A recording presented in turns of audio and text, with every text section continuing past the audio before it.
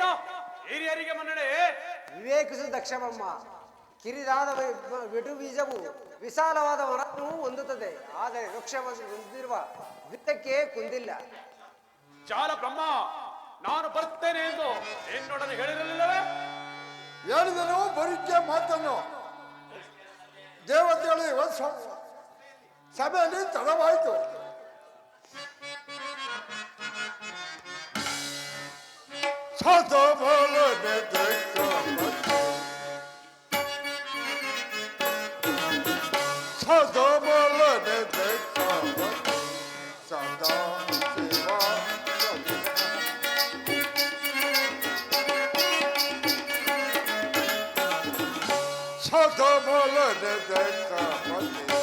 सदा सुशीला विनोला सती मुरारी देवा सदा बोलने देता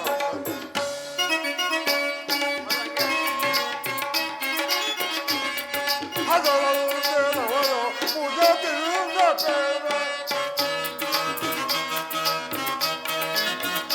हजारों देवालो मुझे दिल न तेरा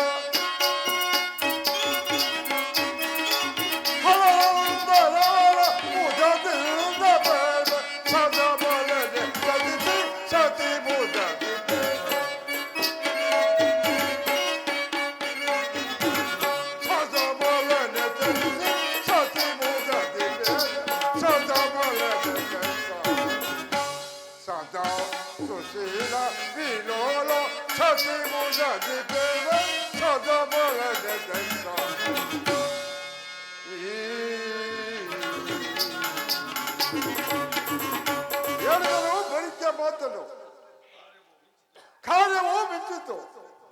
ಅಸಂಭವ.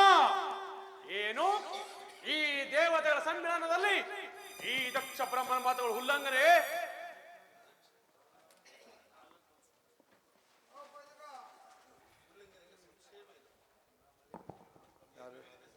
ಏನು ಹೇಳಿದೆ?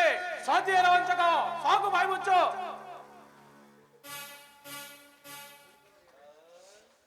ಮುಂದುವರಿಯ ಬೇಡ ದಕ್ಷ ಬ್ರಹ್ಮ.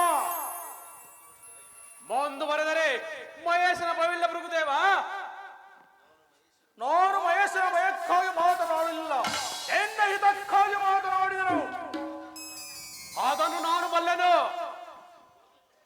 ಆ ಶಿವ, ಈ ಶಿವ ಸದಾಶಿವನೆಂದು ಮಗಳನು ಆ ಗುಡ್ಡು ಗುರುವನನ್ನು ಈ ಬ್ರಹ್ಮನಂತ ಗುಡ್ಡಿಗೆ ವೈದಿಕನು ಅವನೆಲ್ಲಿಯ ಸಾಂಬ ಶಿವ.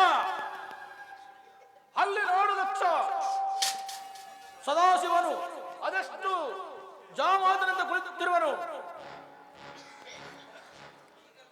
ದಕ್ಷ ಬ್ರಹ್ಮನ ಜಾಮಾತನ.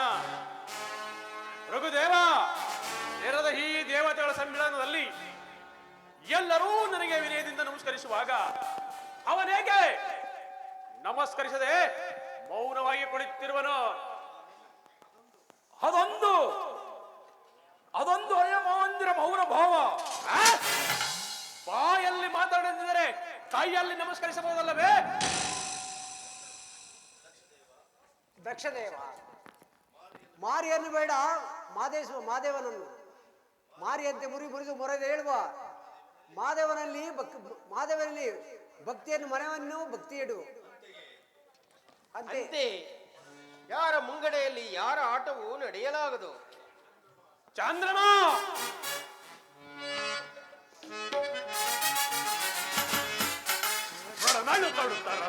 ವೈರವ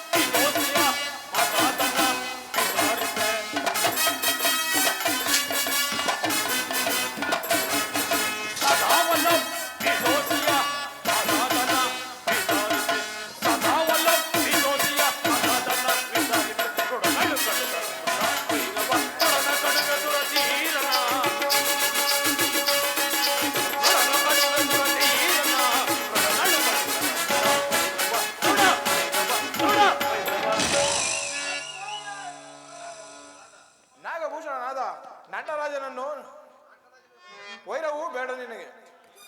ಕ್ಷೀರಸಯನ ನಾಗಭೂಷಣ ನಟರಾಜನೆಂದು ಹೊಗಳುತ್ತಿರುವ ನಾಟ್ಯ ರಾಣಿ ಇದೆಲ್ಲ ನಿನ್ನ ಶಿರಬಿಯ ರಂಗಭೂಮಿ.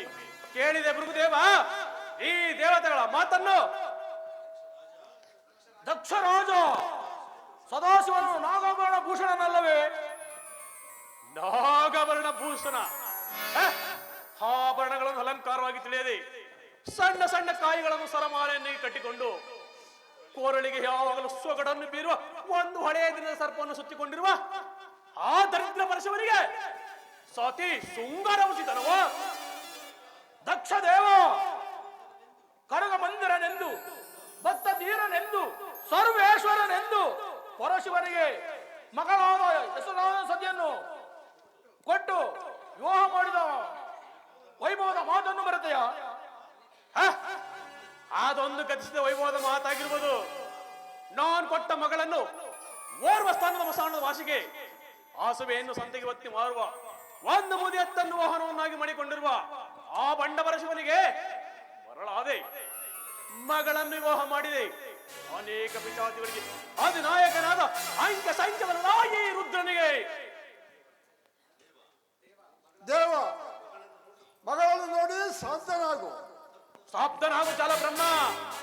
ನೀನು ನನ್ನ ಸ್ವಾಮಿತ್ತನೆಂದು ಸುಮ್ಮನಿರಬೇಕಾಗಿದೆ. ನಿನ್ನ ಮಾತುಗಳನ್ನು ನಿಲ್ಲಿಸೋ.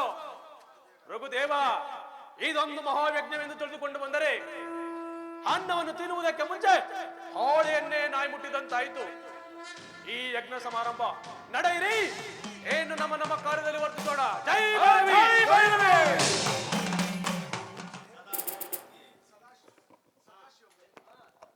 ಸದಾಶಿವ ಮೂರ್ತಿಯೇ, ಮನವಂದಂತೆ ಮಾತನಾಡಿದ ದಕ್ಷನನ್ನು ಮನ್ನಿಸು.